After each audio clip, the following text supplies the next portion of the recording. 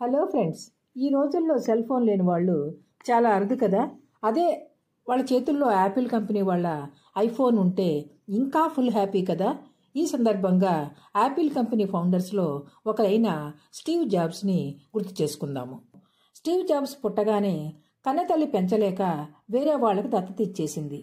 College degree కూడా సంపాదించలేదు Steve jobs.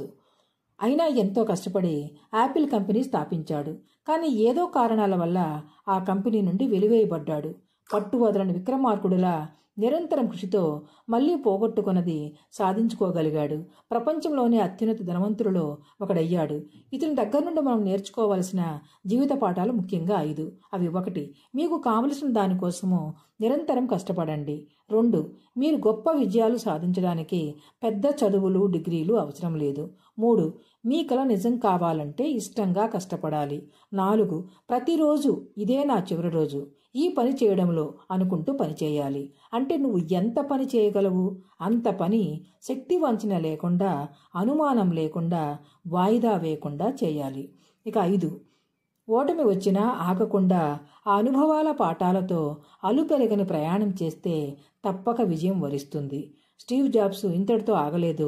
తన జీవితానుభవంతో కొన్ని హెచ్చరికలు కూడా చేశాడు.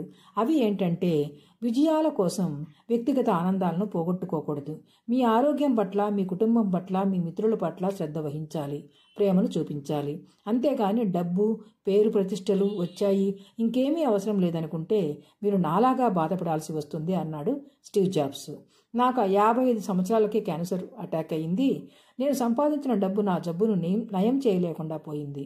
నాకు ఎన్నో తెలుసు అనుకున్నాను, కానీ నాకు చాలా విషయాలు తెలియవని ఇప్పుడే తెలిసింది. నా ఖరీదైన కారు నడపడానికి డ్రైవర్లను నియమించుకోగలను, కానీ నా బదులు నా రోగాన్ని, నా బాధని అనుభవించడానికి వేరొక వ్యక్తిని నియమించుకోలేను. నేను సంపాదించిన డబ్బుతో పోయిన కాలాన్ని తెచ్చుకోలేను. రాబోయే కాలంలో నేనుండను. ఈ డబ్బు నా మరణం తర్వాత నా వెంట రాదు. అందుకే కళ్ళు తెరిచి మనసుతో చూడండి. మిమ్మల్ని మీరు ప్రేమించుకోండి. చుట్టుపక్కల వాళ్ళని ప్రేమించండి. మీ ఆరోగ్యాన్ని కాపాడుకోండి. నిండు నూరేళ్లు ఆనందంగా గడపడానికి ఒకేసారి అవకాశం వస్తుంది, మర్చిపోకండి అన్నాడు స్టీవ్ జాబ్స్. కాబట్టి మిత్రులారా, వినండి, ఆలోచించండి, ఆచరించండి.